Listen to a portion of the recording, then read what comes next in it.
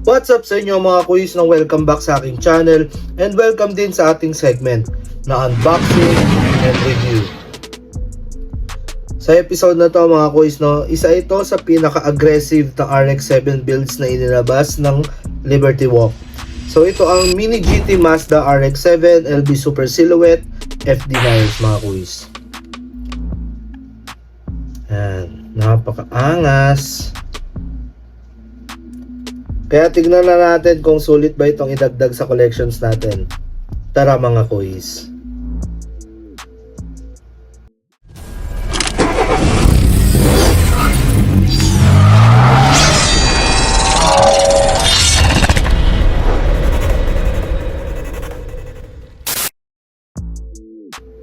Ayan mga kuys, simulan muna natin sa packaging. Ayan, standard Mini GT box as usual. And mapapansin agad yung artwork ng mismong RX-7 sa harap. Ayan siya mga kuys. So ayan, Liberty Walk logo on the left, Mini GT logo on the right. Ayan, pang 1101 siya mga kuys. And ito yung official social media ng Mini GT mga kuys. Ayan. So tara mga kuys, buksan na natin.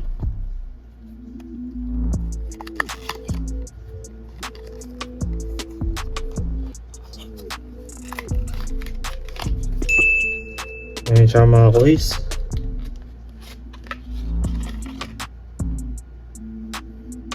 Wow. Ganda niya.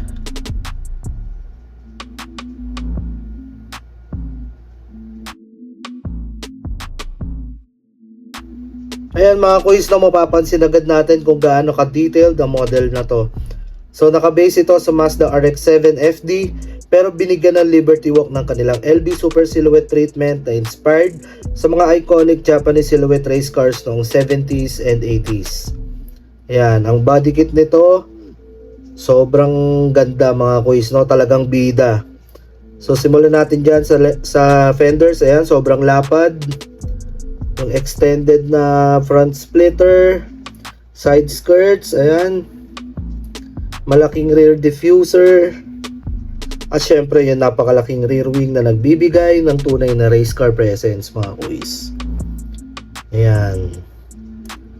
So sa painted livery naman tayo, ang finish nito ay gloss black mga kuys, talagang bumabagay sa gold graphics ng Niles livery. So makikita rin natin ang iba't ibang sponsor decals gaya ng Liberty Walk, ayan. Tokyo Street, ayun mga kuys. At iba pang racing inspired details, Napakalinis na pagkaka-print ng decals kahit sobrang liit lang ng mga to.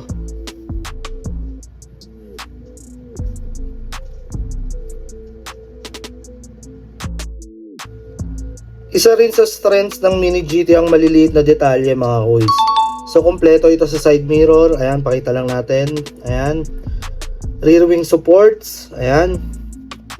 Diffuser. At pati panel lines ay malinis ang pagkakagawa niyan mga kuys.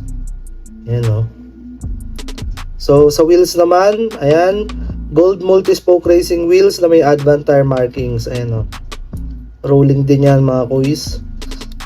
Ayan, bagay na bagay sa overall race inspired look ng RX-7. Tingnan nyo rin kung gaano ka low stance yan mga kuys.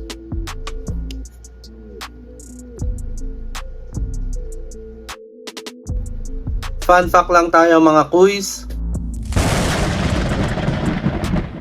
Ang LB Super Silhouette ng Liberty Walk ay inspired sa legendary Group 5 silhouette race cars na sumikat sa Japan noong late 70s hanggang early 80s. So ilan sa mga pinakasikat na halimbawa nito ay ang Nissan Skyline RS Turbo DR30, Nissan Silvia Turbo S110 and S12, Nissan Bluebird Turbo 910, Nissan Violet Turbo A10, Toyota Celica LB Turbo, and Mazda Savana RX-7 SA22C.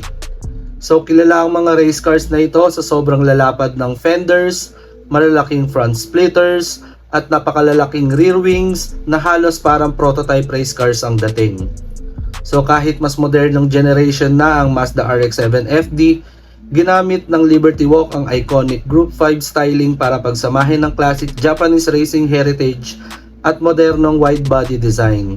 So kaya naman hindi lang ito simpleng RX-7, isa itong tribute sa isa sa pinakamatinding era ng Japanese motorsports.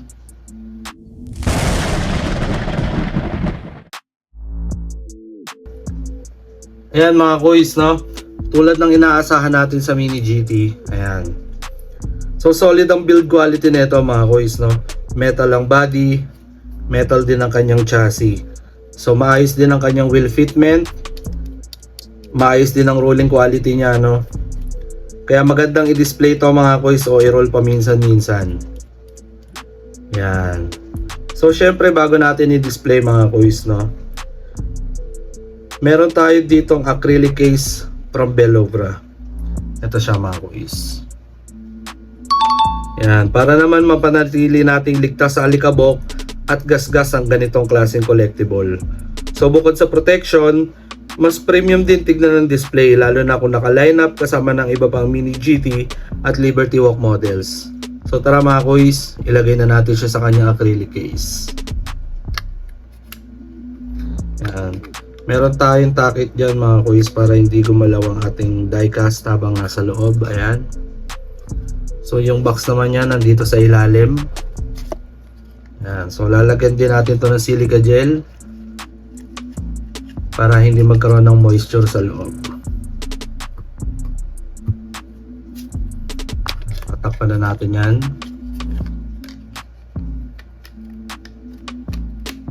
Ayan.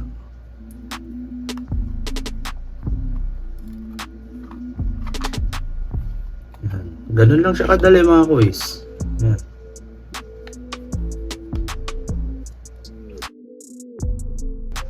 Ayan mga kuys, no, bago tayo matapos sa ating unboxing and review, bibigyan muna natin siya ng ratings, no. So para sa akin, bibigyan ko siya ng 9 out of 10. So napakaganda ng kanyang proportions, sobrang linis ng livery, at talagang standout ang Liberty Walk silhouette styling, no. So kung fan kayo ng Mazda RX-7, Liberty Walk or JDM race inspired builds, isa ito sa mga model na sulit idagdag sa inyong mga collections, no? At ayan ang ating episode ng unboxing and review featuring the Mini GT Mazda RX-7 LB Super Silhouette FD Niles. So kung nagustuhan ninyo ang video natin na to, don't forget to give a like, leave a comment mga kuys, share nyo na rin tong video natin, and mag-follow and subscribe na rin kayo sa Nano Drive Garage para sa mas marami pang diecast unboxings, reviews, collection showcases, and updates. So maraming salamat sa panonood, and as always, keep collecting, keep hunting, and I'll see you on the next one. Peace.